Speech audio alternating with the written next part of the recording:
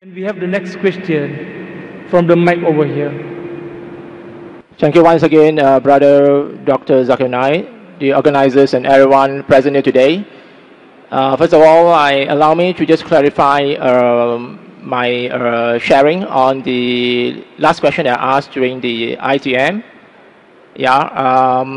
I just want to assure everyone that I come with good intentions, and I'm quite sad and disappointed that some.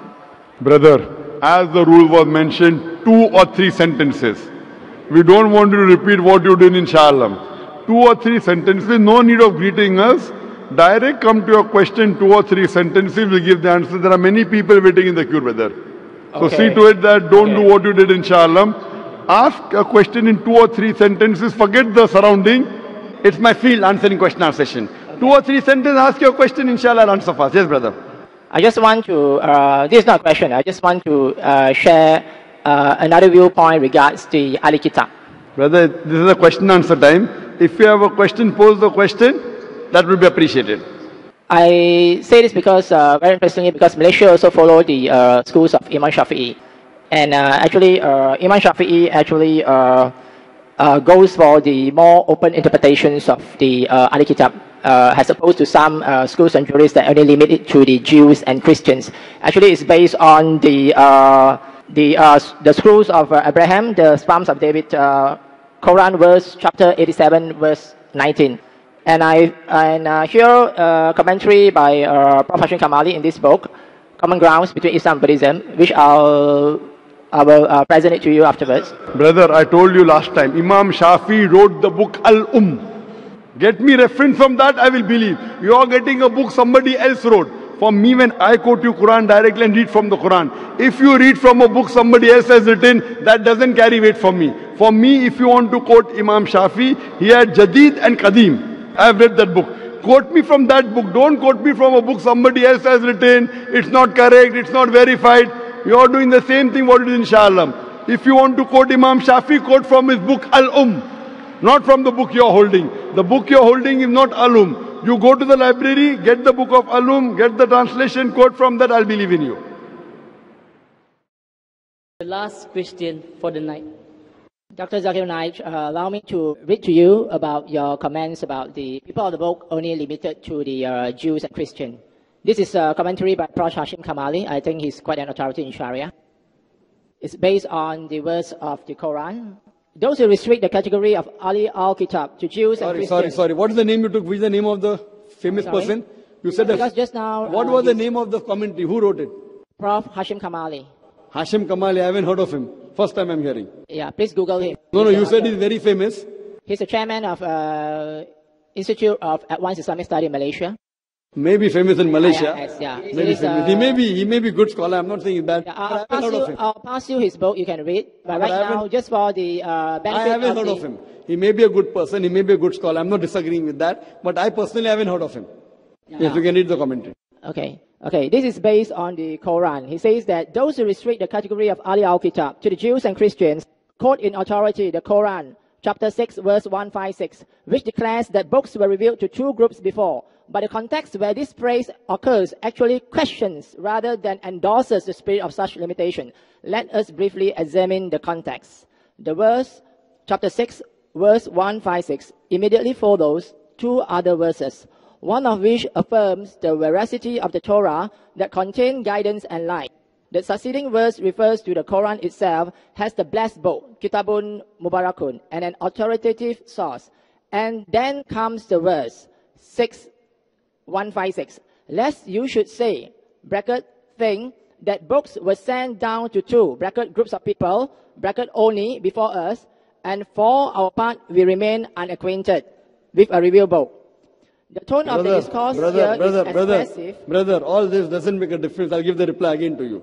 All this doesn't make a difference to me. Even I'm a student of the Quran. Let me tell you one thing. I want to repeat the answer which you have not heard correctly. I told you by meaning, Ahle Kitab means people of the book. It can also mean people of the revelation. In that context, even Muslims are Ahle Kitab. Allah has sent many books. Quran says in Surah Ra'd, chapter 13, verse number 38, لِكُلِّ أَجْلٍ kitab. In every age we have sent a book. That's the definition. But when Quran uses an idiom, Ahle Kitab, it only refers to Jews and Christians, no one else. If I agree with that person, I don't know what context he's talking about, then there will be chaos. Among the Ahle Kitab, there are those who say this, and we say Ahle Kitab believe in law and gospel, meaning Torah and the Injil. With these, there are many verses in the Quran. With this, it is 100% sure that whenever Quran refers to Ahle Kitab, it only refers to Jews and Christians as an idiom. Otherwise, there are many other people who are Ahle Kitab. But when the Quran refers to it, and I give you the example, when Quran says, "Oh Prophet, tell your wives and the believing women," you ask me, who's the Prophet? Adam is Prophet, Noah is Prophet, Abraham is Prophet, Musa alayhi salam is Prophet, Jesus is Prophet. But when Quran says Prophet, it specifically refers to no one but Prophet Muhammad, peace be upon him. I gave you the answer, you didn't hear it. I hear you, but I hope This that is you the answer. also... I disagree, because if I follow with that, there will be contradictions in the Quran. I don't agree there's contradiction in the Quran. Quran says, Ahle Kitab believe in Torah and the Injil. Now you will say, Buddhists believe in Torah and Injil. They cannot. Dr. They'll be Zakir Naik, I think we should learn how to agree to disagree. Not agree to disagree. What you're yes. saying, if I agree with you, I'll have to believe I'm that. not asking you to agree with me. I'm just Brother, I'm a sharing student. your view. I an disagree with you. interpretation You shared of the an view. eminent Fine. Muslim scholars. There are many eminent people who can make mistakes, and there are many good scholars who have made mistakes. I don't disagree he's not eminent. I'm not saying he's not eminent. Okay, since Where did I you say Abdullah? This Abdullah Yusuf Ali, which I quote. This Abdullah Yusuf Ali, Dr. Zakir Naik. brother, you want to keep on speaking? Have you come here to give a speech? This book which I refer, the translation, Abdullah Yusuf Ali, according to me, it's the best translation available. There are mistakes in this also. Just because it's best, it doesn't mean, because human beings are bound to make mistakes. I'm a human being, I can also make a mistake. But the point to be noted is, when we do research, if we find one mistake, I don't reject everything, because he then claimed to be God. This translation is one of the best translations. Even this translation has got mistakes. So what we have to realize, that a human being cannot be perfect. So that person may be eminent, but I disagree with his interpretation. You and I disagree. So why are you coming and harping again today? I've given you reason why I disagree. What do you have to do? Okay, fine. This verse of the Quran, interpret this way. You have to counter my argument. You're not countering, you're reading from the book. Reading from the book is a waste of time for us and for everyone, because I've given you quotation from the Quran which says about Ahle Kitab and refers to Jews and Christians only. It's talking about Torah. This is also from the Quran, and it states that actually you should have an open interpretation. And can I ask you a question, Dr. Zakir? Are you also a human?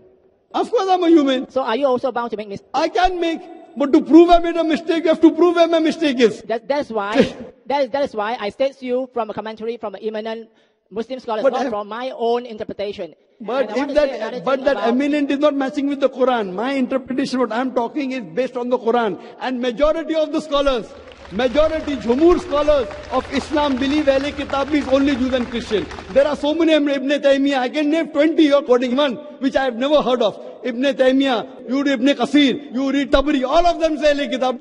What you have to realize, I'm quoting Tabari, I'm quoting Ibn Qasir. All these top commentaries, all of them say that even Abdullah Yusuf Ali, even Abdul Majid Daryabadi, all of them say Ahle Kitab means Jews and Christians. Now you get one Malaysian, fine, you may respect him, I've got no objection to that. Therefore when you see, you have to give evidence. That evidence doesn't hold good for me. That is the reason I say that I believe with the commentary given by eminent, not 100 scholars, 100. So when one is against 100, if it has proof, if it's worth considering, I consider. If it's not worth considering, I don't consider. If you want to believe in it, you have full right. No one can force you. Hope that answers the question. Wa akhir da'wana alhamdulillahi rabbil alamin.